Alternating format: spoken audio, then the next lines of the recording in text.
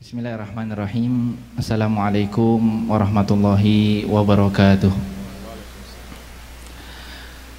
Bismillah walhamdulillah wassalatu wassalam ala rasulillah Sayyidina Muhammad ibn Abdillah wa ala alihi wa sahbihi wa man walah. Allahumma alimna ma yanfa'una wanfa'na bima 'allamtana wa zidna ilman wa fiqhan wa amalan fid din ya rabbal alamin. Alhamdulillah, yang kami hormati guru kami bersama Al-Habib Ali Bagir Assegaf. Ini koyoke masih belum familiar nggih muka-mukanya ya. Insya Allah bakal familiar. Amin. Wis sering ketemu insya Allah. Dan juga di sini ada Ketua Umum Risma JT, hadirin hadirat yang dirahmati oleh Allah Subhanahu wa taala. Saya enggak lama-lama nggih, karena beliau ini guru saya. Jadi cuman saya ini murid yang agak kendel, jadi berani ceramah di depan Allah guru. Ojo ditiru nggih. Shallallahu ala Nabi Muhammad.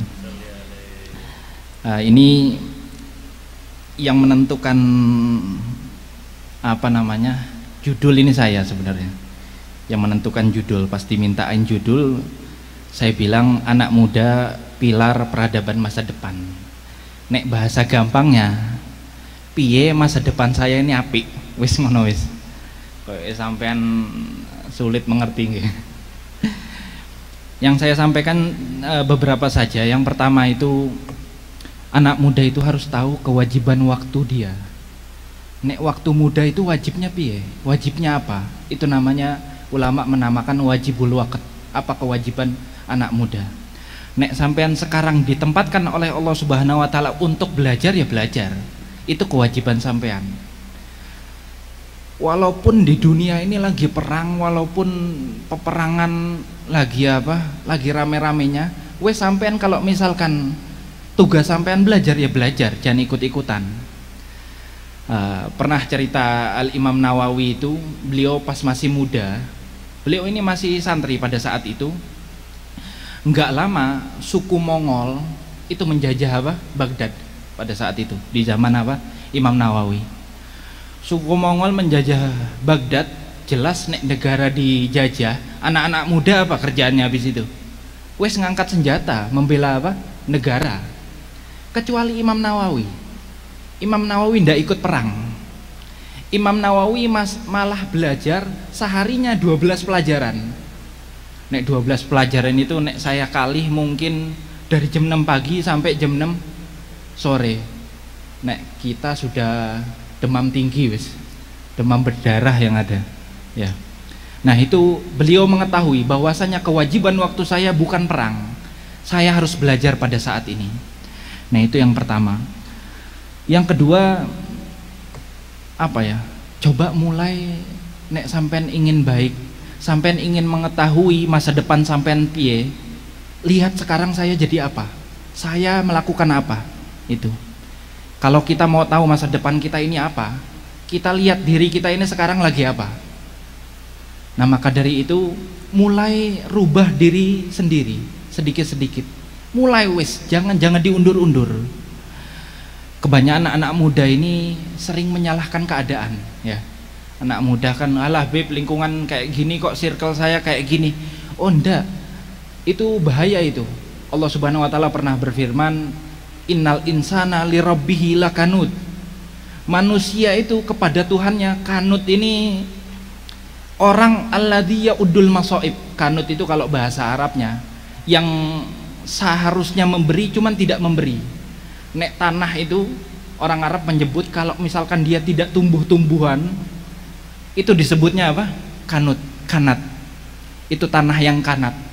Nah, Allah Subhanahu wa taala mentakbir, membahasakan orang yang kanut ini alladzi yaudul masaib, yang setiap harinya ini, halah sekarang dunia wis ngono wis, halah ini kok BBM kok naik wis, halah negara kayak ngono wis, halah ini yang ngitung-ngitung musibah-musibah. Sampai nek duduk sama orang kanut nih, itu gak ada enaknya. Tiap hari seakan-akan Allah di mulut dia ini bukannya Rahmanur Rahim, cuman maha pemberi musibah. Nek di mulut orang ini ya, itu namanya kanut. Allah ingin menyebutkan innal insana li rabbihi lakanut, itu perlu 5 kali sumpah. 4 kali apa 5 kali sumpah dulu. Karena kenapa? Ini tabiat manusia. Maka dari itu Allah sampai berfirman wa qalilun min ibadiyasy syakur, sangat sedikit. Nah, anak muda jangan seperti itu, wis mulai sendiri. Maka dari itu kanus solihun, orang-orang soleh terdahulu, idza faqadu amalahum tafaqadu a'malahum.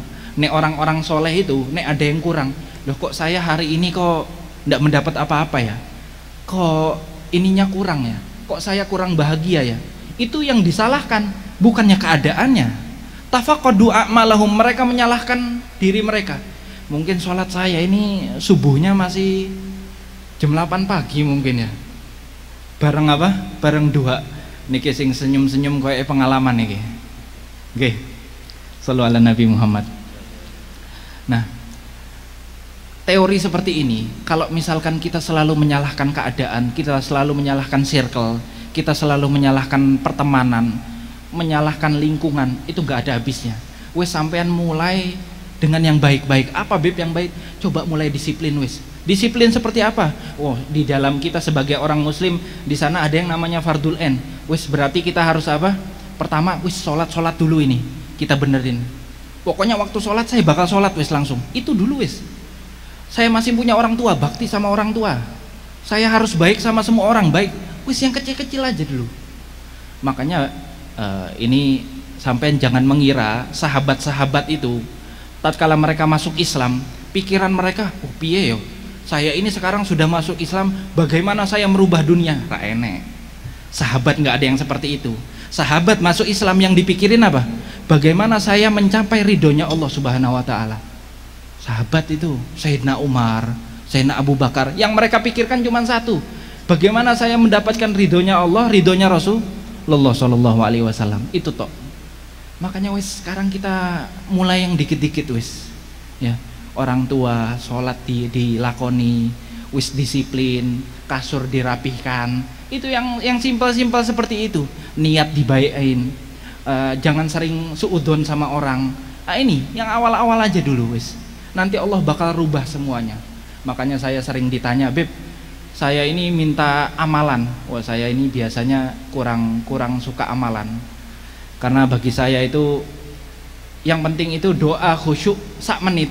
Lebih baik daripada sampean baca beribu-ribu kali cuma rak khusyuk. Wis, makanya Allah ini nek sampean pengen berdoa, ini teori berdoa. Ini yang terakhir yang saya sampaikan, teori berdoa. Sampean jangan muluk-muluk, jangan bingung-bingung berdoa sama Allah. Beb, saya ndak hafal doanya. Allah ndak butuh bahasa sampean. Allah tahu apa yang sampean minta. Wis bahasa Jawa, bahasa Indonesia, wis berdoa sama Allah. Cuman satu, jujur. Sampean kalau punya adik atau yang udah nikah punya anak kecil itu kalau minta sesuatu nek sudah mintanya piye? Kadang sampai apa? Gelimbang-gelimbung di pasir ya. Allah pengen lihat kejujuran kita. Wis, cuman berdoa bahasa Indonesia jangan di sholat, nanti batal ya. Di luar sholat wis minta ya Allah, curhatkan semua, jangan sampai sampean ini apa? Nutup-nutupi. Ya Allah, saya itu tadi melihat aurat perempuan, cuman saya itu ndak was. Allah kok diberi alasan, Allah sudah tahu ya. Jadi sampean doa semuanya sampean sebutkan, ya Allah saya ini hina, ya Allah saya ini berdosa, ya Allah saya ini bodoh, ya Allah saya ini kurang semuanya. Curhatkan semua, jangan apa? Jangan diumpet-umpeti. Maka dari itu nek sampean sudah memulai diri sampean ini memperbaiki antara sampean dan Allah Subhanahu wa taala, insya Allah semua hari-hari kita, masa depan kita diperbaiki oleh Allah Subhanahu wa taala. Nah, mungkin sekian dari saya, nanti selebihnya kepada guru kami Al Habib Ali Bagir Assegaf. Wal afu minkum wa kadamini, wassalamualaikum warahmatullahi wabarakatuh.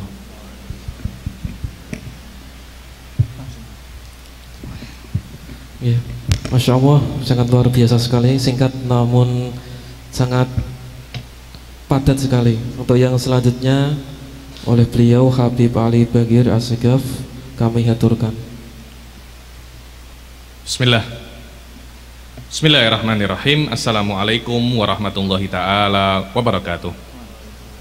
Alhamdulillah, alhamdulillahirabbil alamin, wassalatu wassalam ala sayyidil mursalin wa ala alihi wa sahbihi wa man tabi'ahum bi ihsanin ila yaumiddin. Nawaitu ta'luma wa ta'lim wa naf'a wal intifa wal ifadah wal istifadah wal hatha ala tamassuki bi kitabillahi ta'ala wa sunnati rasulihi wa du'a ilal huda wa dalalata alal khairi wa ibtigha'a mardatihi wa qurbihi wa thawabihi subhanahu wa ta'ala. Allahumma faqihna fid din wa alimna ta'wil. Rabbi shrah li sadri wa yassir li amri wahlul 'uqdatam min lisani yafqahu qawli waj'al li waziran min ahli. Bismillahirrahmanirrahim. Bismillahirrahmanirrahim. Bismillahirrahmanirrahim. Alhamdulillah. Bagaimana kabar semuanya, sehat? Mas-mas sehat sedoyo? Mbak-mbak nggih sehat nggih? Apa durung mangan toh? Kok lemes? Sehat? Ya. Kok kayak ngantuk? Alhamdulillah, saya itu diundang ke sini itu saya itu senang sekali diundang. Tadi beberapa hari yang lalu itu Said Mustafa mengabari saya bahwasanya Risma JT itu ada kajian untuk anak-anak muda. Habib berkenan, saya sangat senang sekali karena saya pun juga masih muda, walaupun muka saya ini boros, mungkin dikira sudah sudah tua, tapi saya ini juga masih muda. Saya minimal pernah muda lah. Kalau emang dianggap sudah tua, minimal saya ini pernah muda. Dan saya sedang di Semarang dalam kurun waktu seminggu ini. Saya masih sedang menempuh, saya mempunyai studi saya S3 di IAIUM Malaysia, tinggal sebentar lagi. Dan kesempatan yang baik ini saya ingin memanfaatkan dengan bersilaturahmi dengan anak-anak muda. Rata-rata mahasiswa S1 ya. Di mana? Di macam-macam kampus. Alhamdulillah. Jadi tidak usah malu-malu. Habib Mustafa pun juga masih muda, saya pun juga masih di umur 30-an, belum sampai kepala 4, alhamdulillah masih belum. Alhamdulillah. Dan saya senang bertemu dengan mahasiswa itu. Saya merasa bahwasanya mahasiswa itu memang benar-benar pilar masa depan. Maknanya apa yang akan terjadi 30 tahun lagi, 40 tahun lagi, Anda sudah melihatnya sekarang. Kalau anak-anak mudanya itu nyanyi ini tarik semongkosis, ya nanti Anda akan tahu akan jadi apa 30 tahun lagi. Kalau anak-anak mudanya sering banyak kajian, 30 tahun lagi Anda akan tahu apa yang terjadi nanti. Anda bisa meraba-raba sekarang. Semoga Allah Subhanahu wa taala menjadikan masa depan kita masa depan yang penuh berkah. Amin amin ya rabbal alamin. Alhamdulillah, syukur atas nikmat Allah Subhanahu wa taala. Banyak orang-orang itu salah di dalam memahami nikmat Allah. Nikmat Allah itu banyak ya, akan tetapi yang namanya nikmat itu berlevel-level.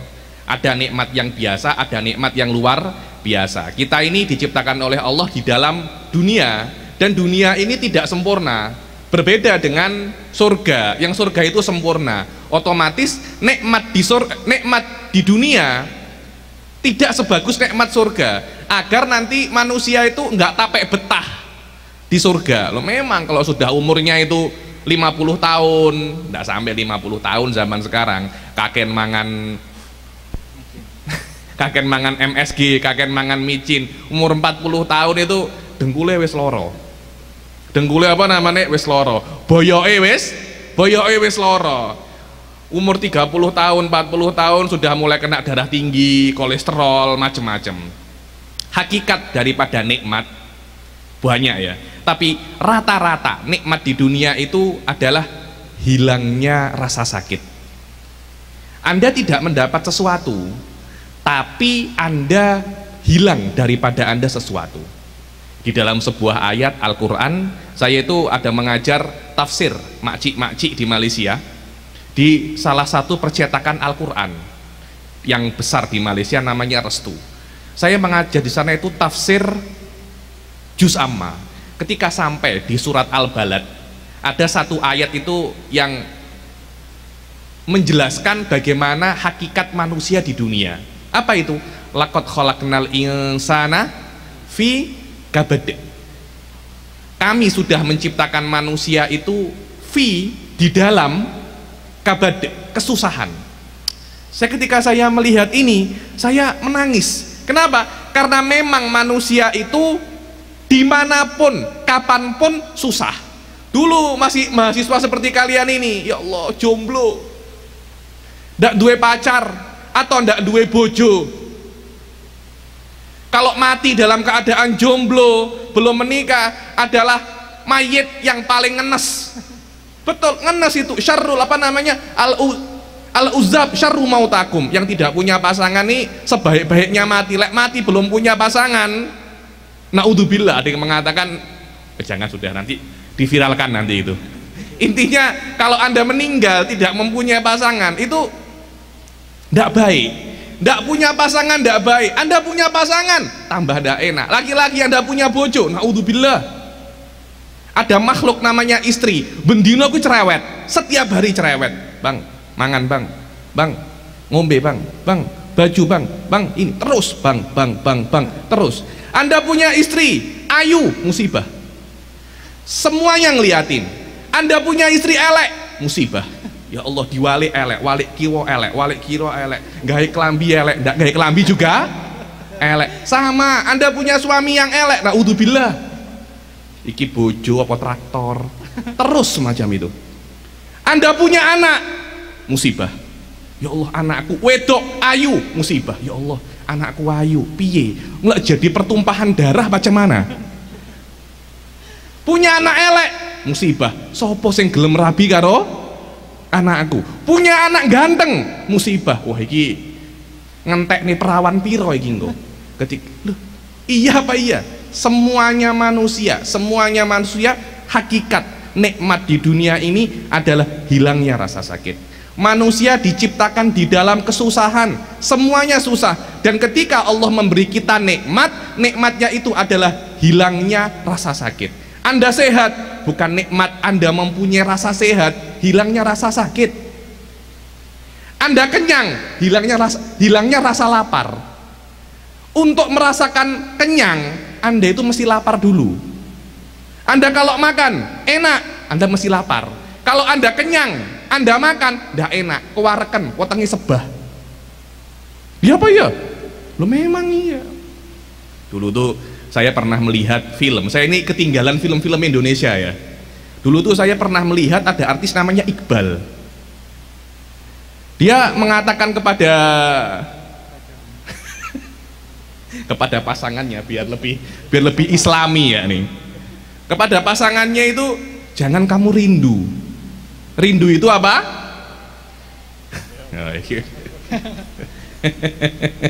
Rindu itu apa namanya?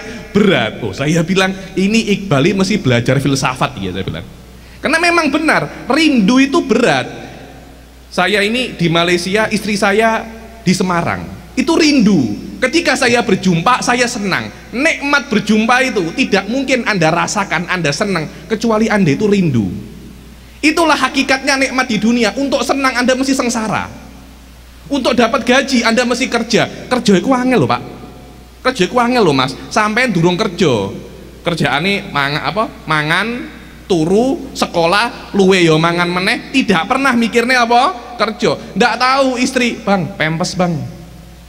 Bang, iku, Bang." Terus semacam itu. Untuk mendapatkan sebuah kenikmatan, Anda mesti didahului dengan kesengsaraan. Itulah adalah hakikatnya apa? Manusia.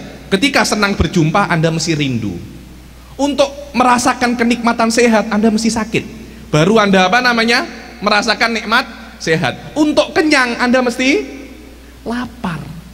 Ya memang itu hakikatnya dunia semacam itu. Semua nikmat semacam itu, kecuali satu nikmat. Nikmat apa? Mendapatkan ilmu.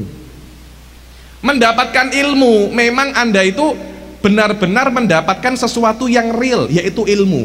Dulu Anda tidak tahu, kemudian Anda tahu. Ilmu itu adalah nikmat yang hakiki. Setiap nikmat yang hakiki pasti levelnya lebih daripada nikmat-nikmat yang tidak hakiki. Nikmat kaya tidak hakiki itu. Nikmat sehat tidak sekuat nikmat ilmu. Dan setiap nikmat yang ada di dunia akan menjadi nikmat yang ada di surga kelak. Semacam itu. Karena itu kan Allah itu ngiming-ngimingi manusia itu untuk masuk surga dengan nikmat-nikmat yang ada di dunia. Ono jenenge bidadari, lek untuk perempuan bidadara. Laki-laki, oh nanti ada perempuan cantik yang cantiknya melebihi perempuan dunia, namanya apa? Bidadari. Semua nikmat di dunia ada di akhirat kelak. Ada. Kalian mau apa? Mau sambal krecek? Ada. Kalau di di Semarang kan sego ayam. Orang tanya, sego ayam ada Habib? Ada. Ketika saya mengajar, Habib, rokok Habib. Apakah ada rokok Habib? Loh, saya cakap, yo tidak ada dalilnya ya rokok itu ada apa tidak di surga. Cuma saya mengatakan, wong homer saja ada kok. Arak saja di apa namanya? Di surga kelak ada, apalagi cuma setakat rokok. Cuma dengan level yang lebih tinggi. Anda kalau melihat yang namanya apel itu ada yang murah, ada yang mahal. Ada apel yang nomor 1. Ada apel yang nomor 1. Apa itu apel nomor 1? Sekiranya gizinya, vitaminnya lebih banyak daripada apel-apel murahan. Nanti di surga semua yang ada di dunia akan ada di surga, tapi dengan kualitas yang lebih baik. Wanitanya dengan yang lebih baik, laki-lakinya juga dengan yang lebih baik. Semua makanan juga yang lebih baik. Anda mau ngerokok di surga, insya Allah ada dengan kualitas yang lebih baik. Rokok sekarang kan masih tulisannya hati-hati menyebabkan apa? Kanker. Nanti tidak ada kanker di surga, tidak ada. Dokter tidak payu neng kono. Dokter tidak payu. Itulah apa namanya hakikat daripada nikmat di surga. Begitu pula nikmat ilmu di surga akan menjadi nikmat yang paling besar. Akan menjadi nikmat yang paling besar. Kenapa? Karena ilmu juga nikmat yang paling besar di dunia, maka ilmu pun akan menjadi nikmat yang paling besar di akhirat kelak. Yang mana nikmat ilmu ini kita kenal di dalam Islam dengan makna ru'yatullah. Nikmat apa?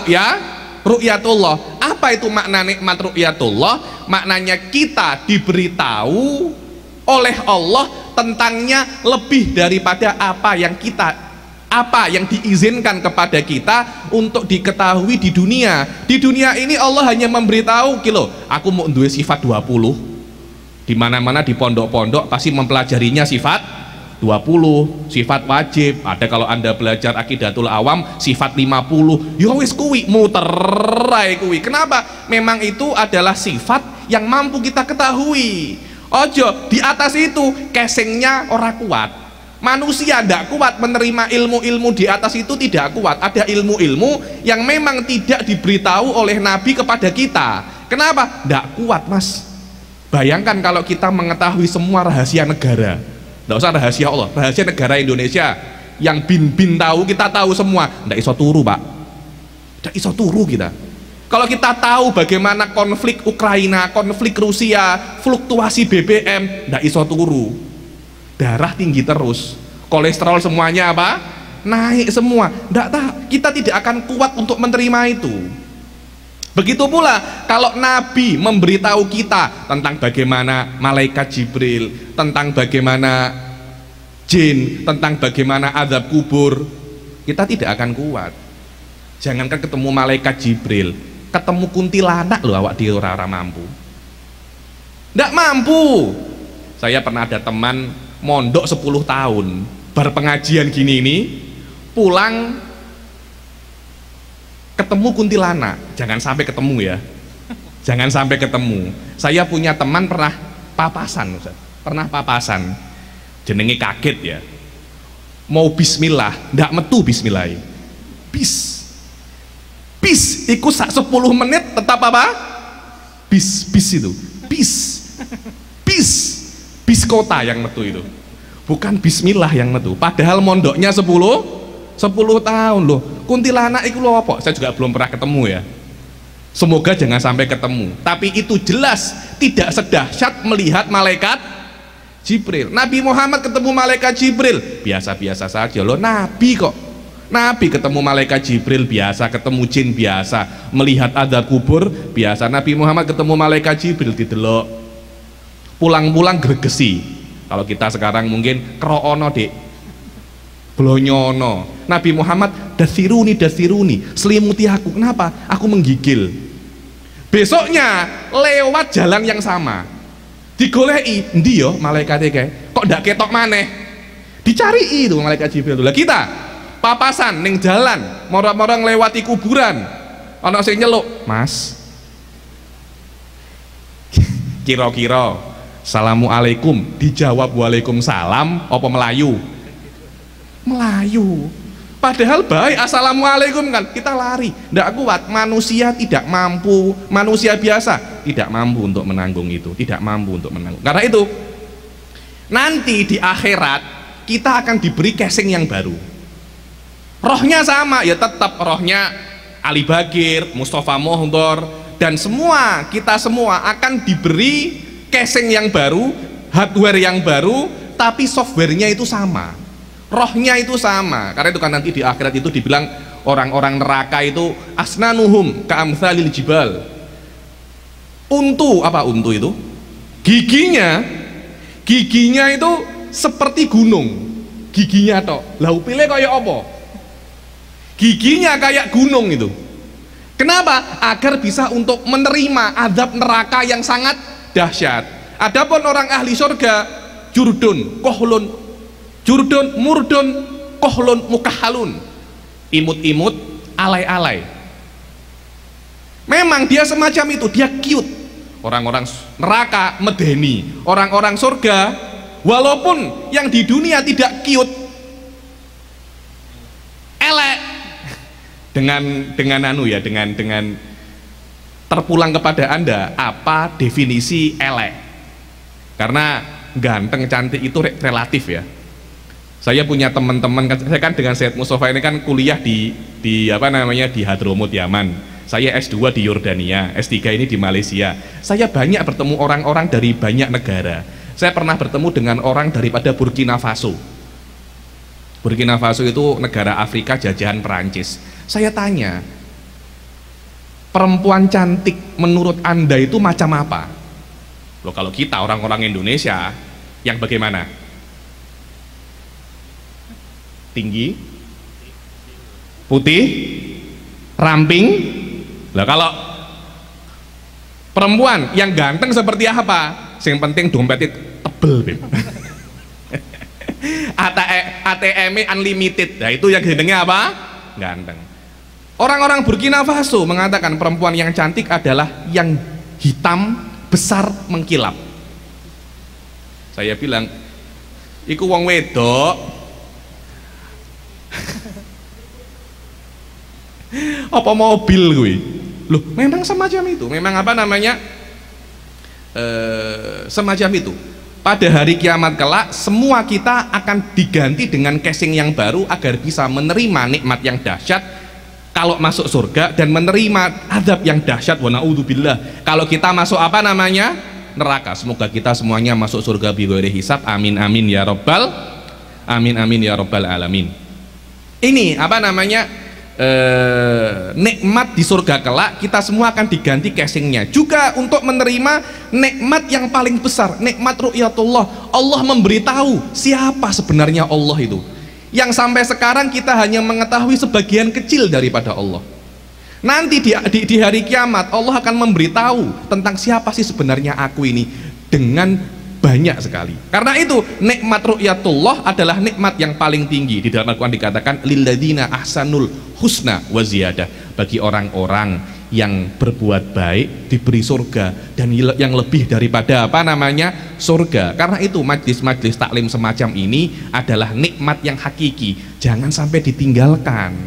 Duduk kerja, duduk wareg, duduk marung, duduk ngopi, apalagi kalau ngopinya di remang-remang, dosa niku. Ndak boleh itu. Ngopi saja sudah nikmat, tapi kalau Anda dengan kopi yang plus haram itu tidak itu tidak boleh. Itu saja nikmat, tapi nikmat yang hakiki adalah Anda mendapat ilmu di majelis yang semacam ini. Dulu rahimahullah guru saya Al-Habib Abdullah bin Muhammad bin Syahab, saya pernah belajar dengan beliau selama 4 bulan tuh.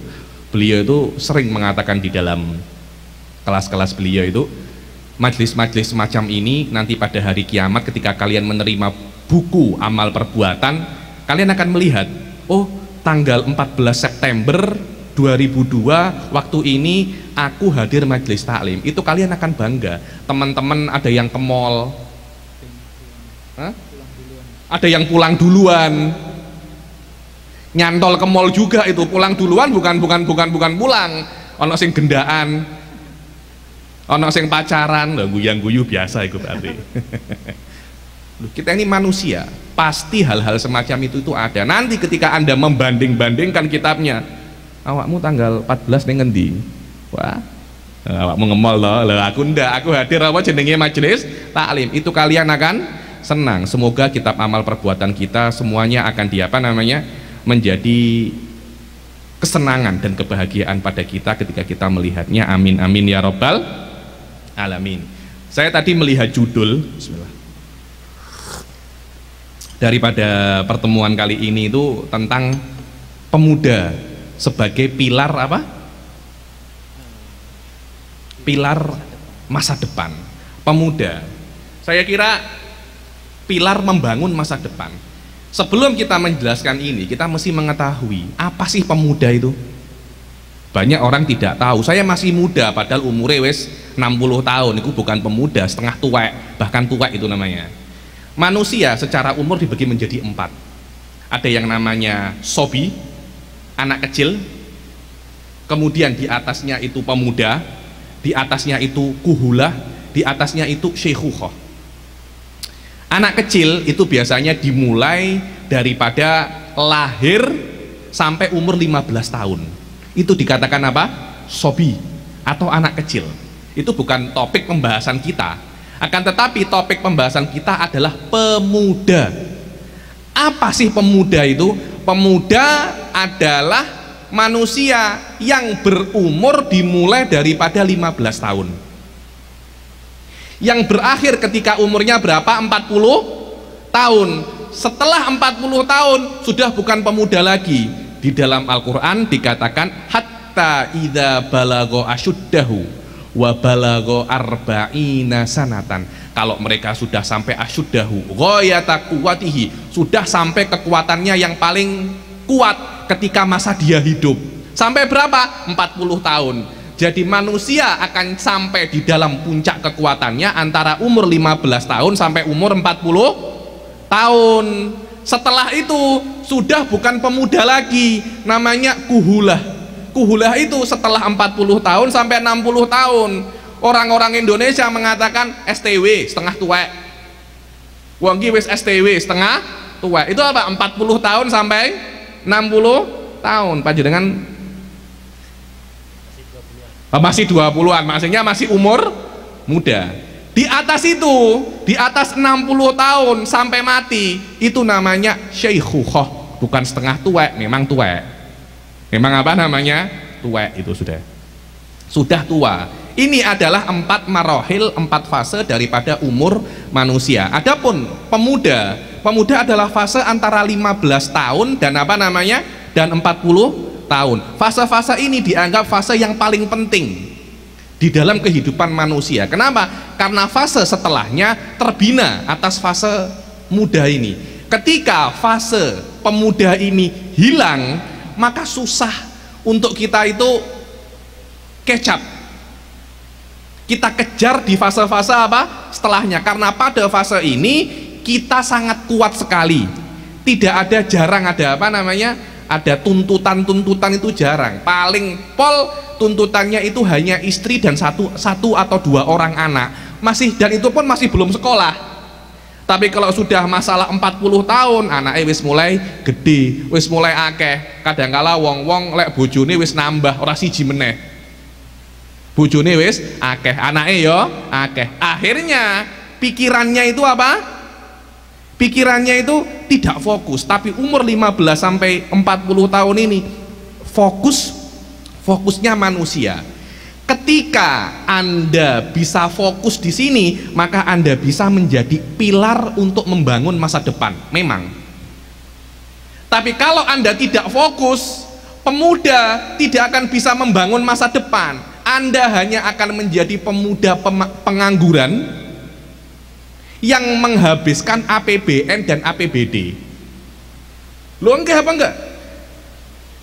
15 tahun kerjaannya gendaan sana sini, kerjaannya hanya pacaran, kerjaannya hanya nongkrong, tidak pernah belajar, tidak pernah buat apa-apa. Kemudian masa 40 tahun mau bekerja apa? Tidak akan bisa Anda membangun masa-masa kuhula kalau masa mudanya tidak Anda gunakan untuk belajar.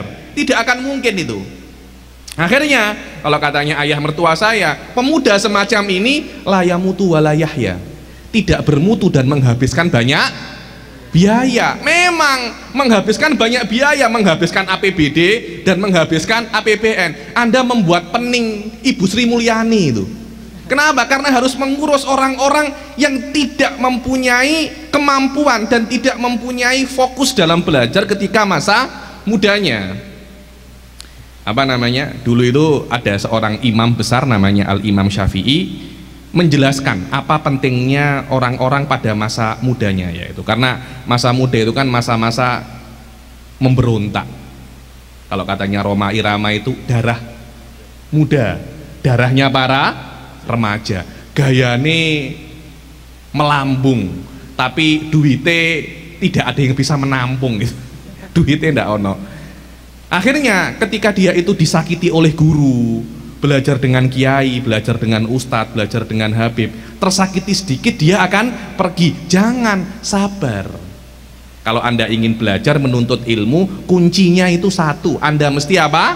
Sabar. Bukan hanya menuntut ilmu agama, di ilmu selain agama pun Anda mesti sabar. Dikatakan man lam yaduk dhullat ta'allumi sa'atan tajarra'a dhulla jahli tula hayatihi. Yang tidak pernah terhina menuntut ilmu walaupun sekejap, selama hidupnya dia akan meneguk kepahitan bodoh. Kepahitan apa namanya? Bodoh. Wa man fatahu ta'limu waqta syababihi fakabbir alaihi arba'an liwafatihi. Yang tidak sempat, yang luput belajar ketika waktu mudanya antara umur 15 sampai umur 40 tahun, dia luput untuk belajar, dia menggunakan waktu ini untuk happy-happy, untuk having fun, dugem sana dugem sini, berbuat perkara-perkara yang tidak ada gunanya. Fakabbir alaihi arba'an liwafatihi. Ketemu takbir 4 kali, ketemu fulan takbir Allahu Akbar, Allahu Akbar, Allahu Akbar, Allahu Akbar. Kamu sudah mati walaupun masih hidup, kamu itu mayat berjalan alias zombie.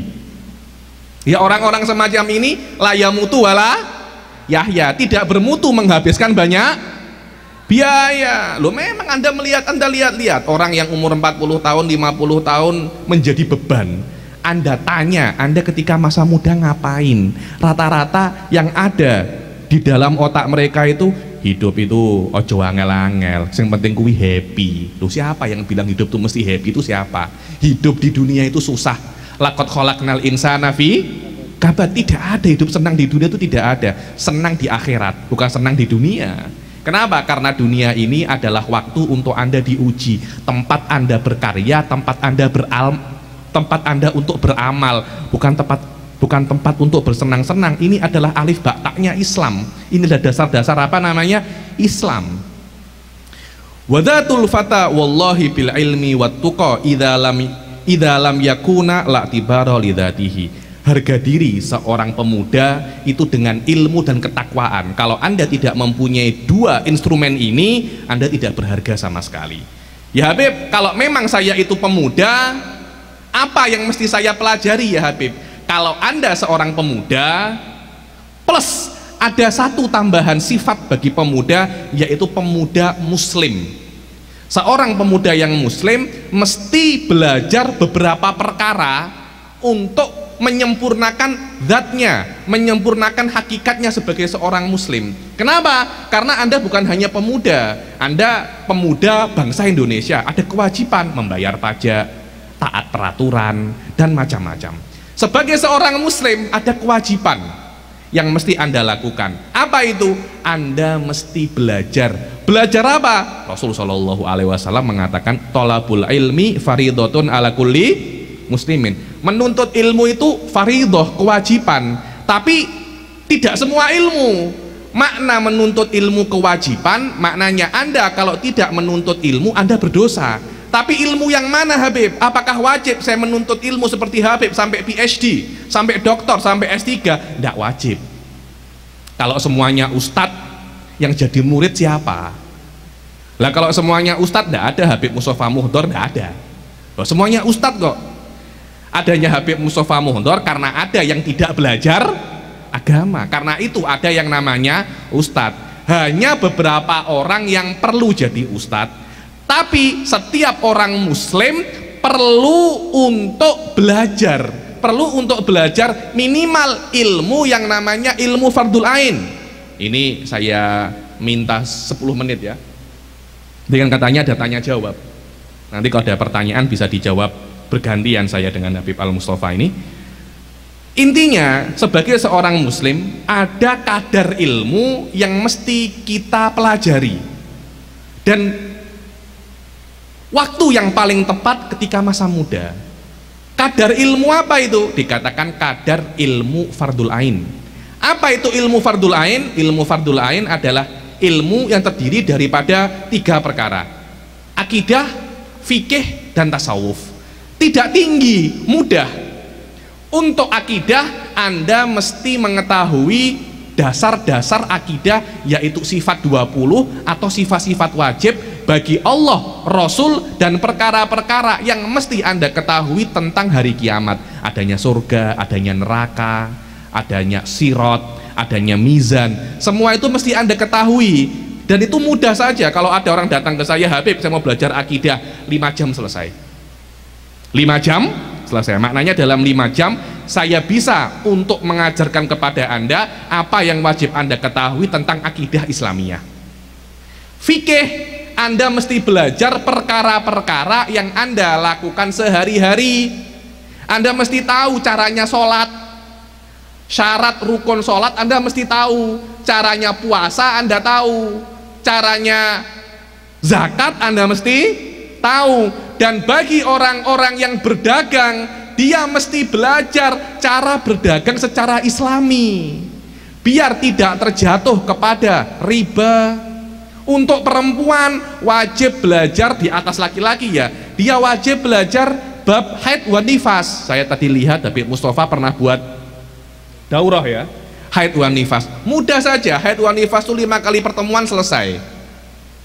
Fikih-fikih ini mudah. Anda hanya wajib mempelajari apa yang Anda lakukan sehari-hari. Bagaimana cara menutup aurat. Habib kalau saya ini memakai baju yang tertutup tapi ketat Habib, ketok kabeh Habib. Apa? Bukan ketok tapi nyapret. Apa nyapret itu ya? Itu bahasa Tulungagung, nyapret itu. Jadi dia itu nyapret kabeh. Apakah itu halal ya Habib? Oh Habib, kalau perempuan pakai jilbab yang macam-macam itu, yang modelnya macam-macam sampai ada kayak ke atas itu haram apa tidak Habib? Kemudian kalau laki-laki saya pakai celana pensil Habib, halal apa tidak Habib? Orang mau potong rambut, saya kalau mau potong rambut yang layer-layer itu, ada kan potong rambutnya yang apa? Ada lagi yang potong rambut itu yang apa? Sininya dipotong, kemudian apa? Kayak Ultraman. Itu halal apa tidak Habib? Loh, itu mesti Anda tahu. Makanan-makanan, apakah saya boleh makan makanan ini Habib? Saya mau makan sate ulo ya Habib, sate ular ya Habib, halal apa tidak Habib? Saya mau makan itulah model sate kuda, sate kuda Sumbawa, halal apa tidak Habib? Anda mesti tahu itu. Setiap apa yang Anda alami, Anda mesti tahu hukumnya. Minimal dasar-dasar sholat, dasar-dasar makanan halal, dasar-dasar makanan haram, dasar-dasar berdagang yang menjadi profesi Anda. Saya dokter, saya mesti tahu hukum menjadi dokter.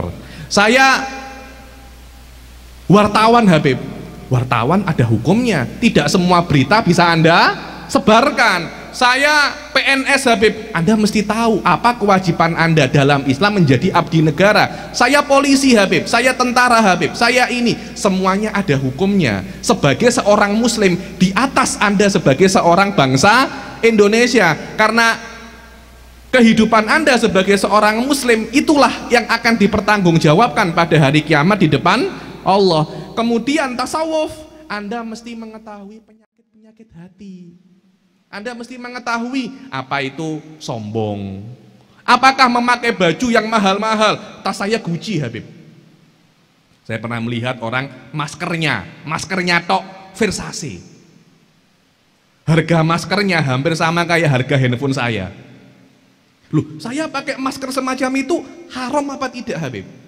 Topinya Coach, tasnya Gucci, sendalnya, wah wis nggak tahu harganya kan seringan di FB itu kan masih ada orang, berapa harga outfit Anda? Betul apa tidak? Oh nanti baju saya segini, cincin saya segini, nanti di total semua, wah ini $50.000. Loh, pernah pegang uang segitu Habib? Saya juga tidak pernah pegang uang segitu. Wah ini apa? Kawat giginya itu semuanya permata semua. Loh itu haram apa tidak? Anda mesti tahu itu hukumnya. Apakah memakai baju-baju yang mahal, barang-barang yang branded? Akhir-akhir ini ada yang tanya kepada saya, Habib, kalau orang-orang muslimah fashion show macam mana Habib? Apakah itu haram? Apakah itu halal atau haram? Hal-hal yang Anda lakukan, Anda mesti tahu hukumnya. Untuk tasawuf, Anda mesti tahu hukum penyakit-penyakit hati. Apa itu sombong? Apa itu munafik? Apa itu hasad? Apa itu iri? Apa itu dengki? Dan Anda mesti mengetahui sifat-sifat yang bagus. Apa itu tawadhu? Apakah memakai pakaian yang murah itu tawadhu? Apakah memakai sendal yang murah itu tawadhu? Apakah yang bajunya compang-camping itu tawadhu? Karena orang-orang zaman sekarang sudah banyak salah sangka tentang apa itu sombong, apa itu tawadhu. Itu saja sebenarnya untuk menjadi seorang muslim, untuk menjadi seorang pemuda yang muslim, yang Anda bisa untuk berhasil di akhirat kelak. Minimal Anda memerlukan 3 instrumen ini. Anda memerlukan belajar fardul ain yang terdiri daripada 3: akidah, fikih, dan apa? Tasawuf. Dan ini tidak lama sebenarnya. Kalau mungkin Risma nanti ingin mengadakan program dengan Habib Mustafa, saya kira 2 minggu selesai. Saya dulu pernah ngobrol dengan Habib Mustafa itu, belajar 1 minggu, 2 minggu, libur selamanya. Libur selamanya. Anda cuma wajib belajar ini saja. Setelah itu tidak usah hadir majelis taklim lagi. Tidak wajib. Anda hanya wajib apa? Belajar fardul ain ini. Selama Anda tidak belajar dan Anda mampu belajar, dosa akan terus mengalir. Ibaratnya kayak taksi, kan ada meterannya itu. Semakin jauh semakin mahal. Semakin Anda tunda dan Anda mampu dan Anda tidak tahu caranya sholat, ini sholatku betul apa salah ya? Kok pokoknya Habib Mustafa ruko ya, aku tak melok ruko. Iktidal ya, aku tak melok iktidal. Sholat Anda tidak sah. Anda mesti tahu mana yang wajib dan mana yang sunnah. Ojo ngawur. Karena kalau Anda tidak tahu mana yang wajib, mana yang sunnah, sebagian ulama besar mengatakan bahwasanya sholatnya tidak sah. Lah kalau sholatnya tidak sah, nanti pada hari kiamat Anda dianggap tidak sholat. Dan untuk mengetahui hal-hal itu mudah saja. Di Jordan dulu, di Yordania, ada daurah namanya daurah fardul ain. 2 minggu selesai semua. Itu pun cuma 1 minggu 3 kali pertemuan. 1 minggu 3 kali pertemuan, dalam waktu 2-3 minggu Anda sudah melakukan apa yang menjadi kewajiban Anda sebagai seorang muslim, dan akan memutus berjalannya dosa seperti apa meteran taksi. Mudah saja. Setelah itu Anda ingin menjadi ustadz, cerita lain lagi. Kalau Anda ingin menjadi ustadz di atas Anda sebagai seorang muslim, ya mondok. Anda mesti mondok, Anda mesti sekolah. Kalau nggak, saya nggak mau mondok ya Habib, ke kampus.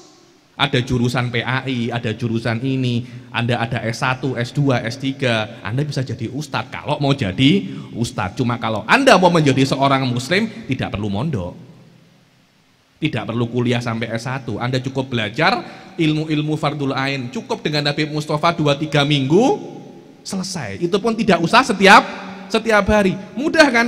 Dengan Anda mempelajari ini, Anda akan bisa menjadi pemuda yang menjadi pilar masa depan Islam.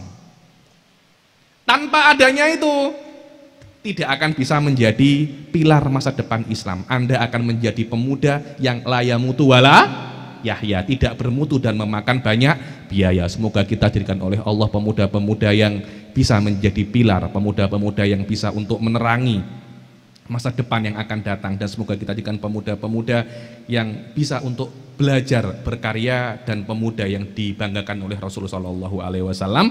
Amin amin ya rabbal alamin. Allahumma ja'al hadla jam'a jam'an marhuma wa tafarruqana min ba'dihi tafarruqan ma'suma taj'al fina wala minna syakiyan wala mahruma. Allahumma la tada' lana dhanban illa ghafartah wala syakiyan illa as'atah wala dhaliman illa hadaitah wala madluman illa nasartah wala hajatan min hawaiji dunya illa laka fiha ridha wa lana fiha shalah ya rabbal alamin. Rabbana arinal haqqa haqqa warzuqna tiba'ah wa arinal batila batila usna tinabah. Rabbana atina fid dunya hasanah wa fil akhirati hasanah wa qina adzabannar. Wa sallallahu ala sayyidina Muhammadin wa ala alihi wa sahbihi wasallam wa ala hadhihi niyyah wa ala kulli niyatin salihah jami'ah syamil li khati dunya wal akhirah wa ala nabi Muhammad sallallahu alaihi wasallam. Al-Fatihah.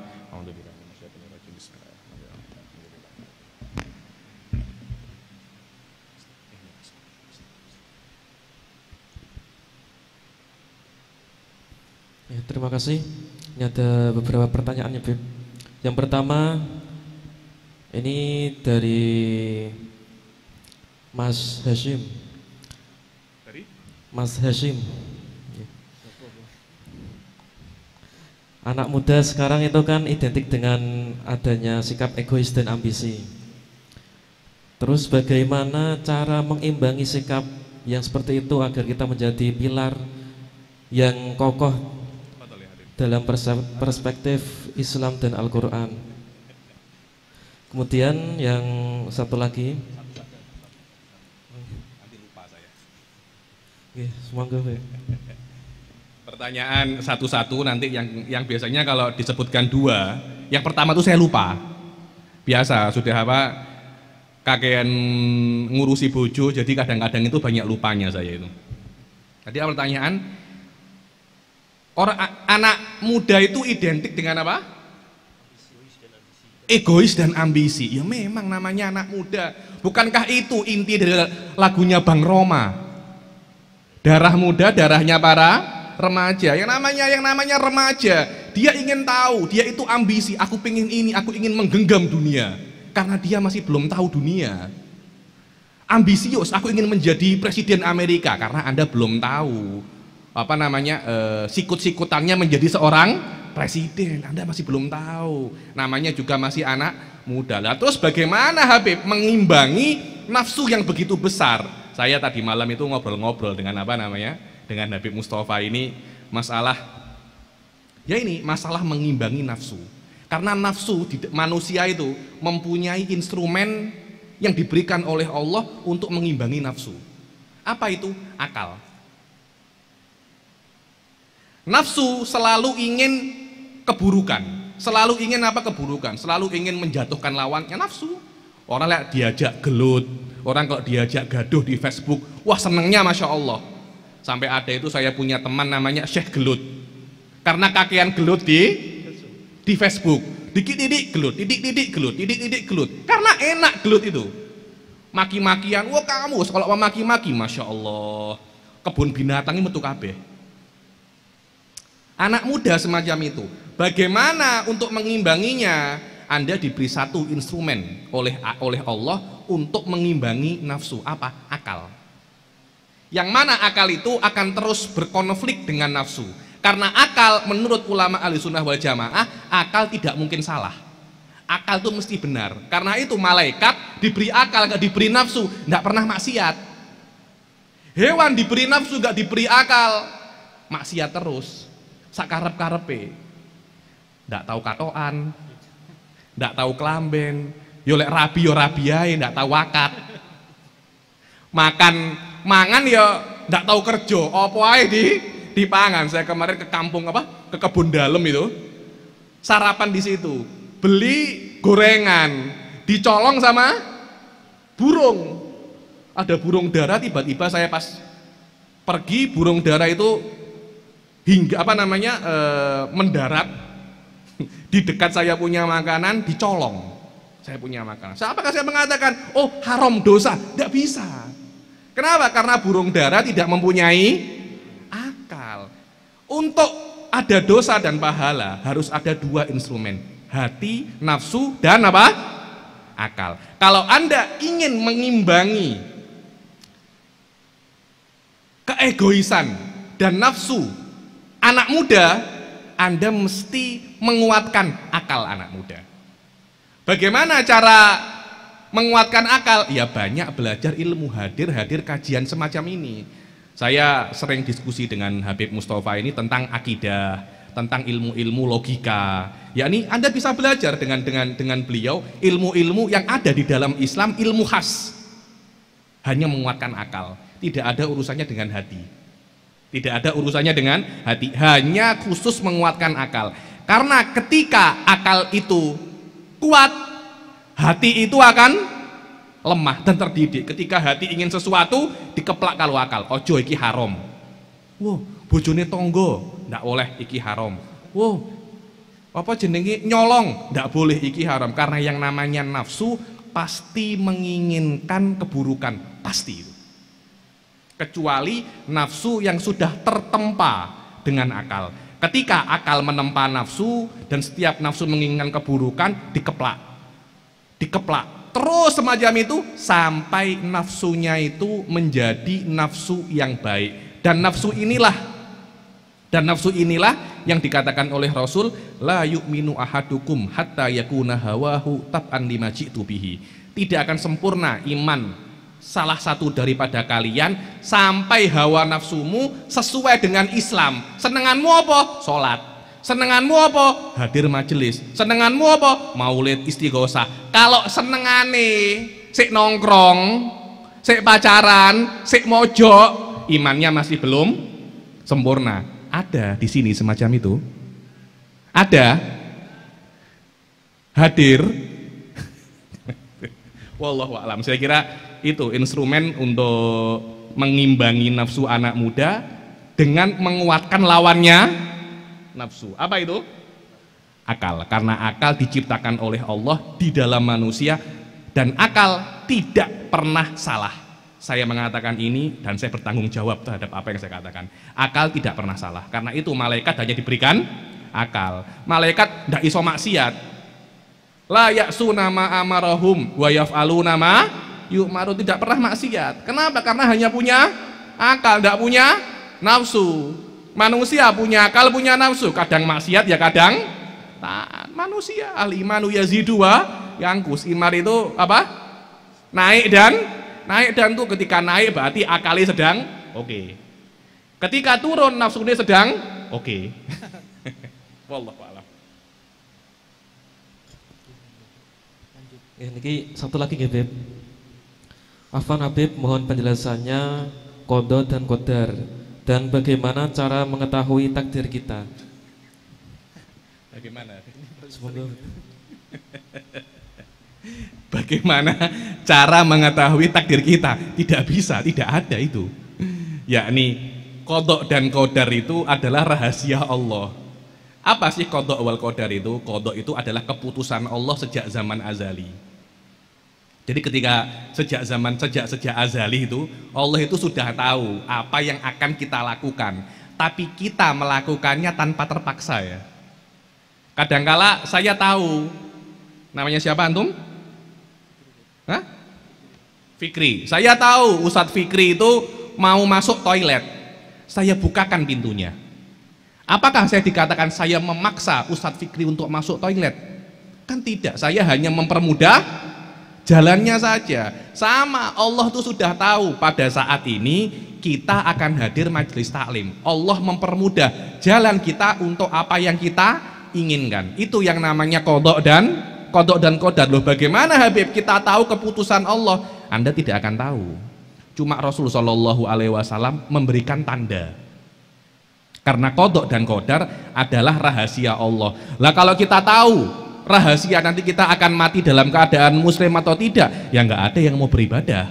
Nggak ada yang mau beribadah. Aku akan mati dalam keadaan muslim, mau saya kita seneng-seneng seai. Engkau 1 tahun sebelum aku mati tak bertobat. Tidak ada semacam itu. Kalau memang semacam itu, ya penak urip kabeh mlebu surga. Kabeh mlebu surga. Karena takdir manusia hanya Allah yang tahu, tapi Rasulullah memberikan tandanya. Apa itu tandanya? Tanda orang itu akan baik, ahli surga, Anda bisa lihat ketika masa mudanya. Kalau masa mudanya itu baik, biasanya dia akan mati dalam keadaan baik. Kalau masa mudanya sudah buruk, ada potensi taubat, ada. Tapi biasanya tidak tobat, biasanya tidak tobat. Kenapa? Ini saya beritahu ya, dosa itu hanya bukan sebuah perbuatan, tapi dosa bisa menjadi kebiasaan. Karena dosa itu selain perbuatan, dia akan menjadi tabiat Anda. Ada sebuah ayat itu mengatakan khatamallahu ala qulubihim wa ala sam'ihim wa ala absarihim. Allah sudah menstempel hatinya. Apa makna menstempel? Anda lihat ya, orang-orang itu, jangankan orang-orang, kita sendiri dulu awal-awal kita itu belajar mobil, nyetir mobil, itu kan kagok, masih bingung. Wah ini ngelihat apa? Spion, ngelihat ini. Awal-awal belajar kita masih ndak lancar.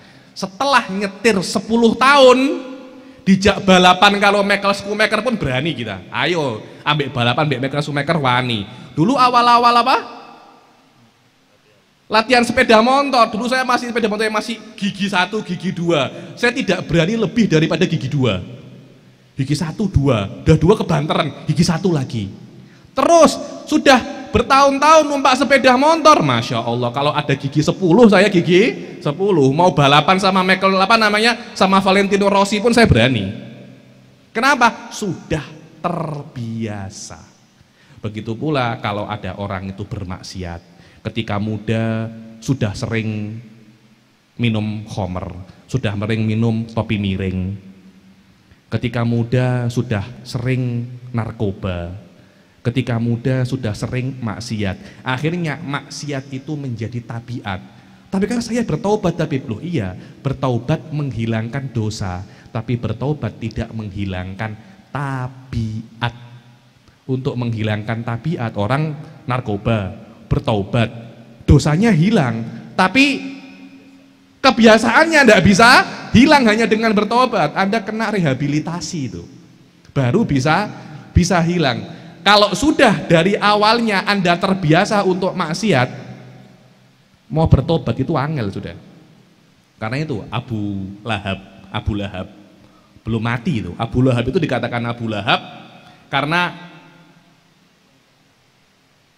apa namanya, mukanya itu glowing. Yang namanya Lahab itu bara api, bersinar. Saya bilang, berarti mukanya glowing. Kalau kita kan glowingnya kan glowing karena skincare. Abu Lahab ini glowingnya natural. Glowingnya apa namanya? Natural. Abu Lahab belum mati lah Abu Lahab ini. Allah sudah mengatakan, tabat yada Abi Lahabiu watab, belum mati. Dikatakan kamu pasti masuk neraka. Kenapa?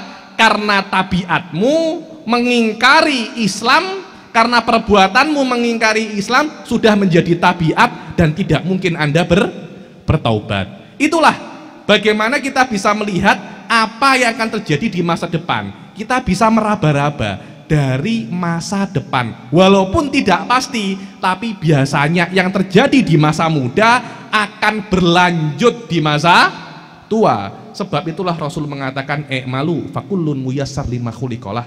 Jangan Anda pikir kodok dan qadar, pikirlah amal perbuatan sekarang.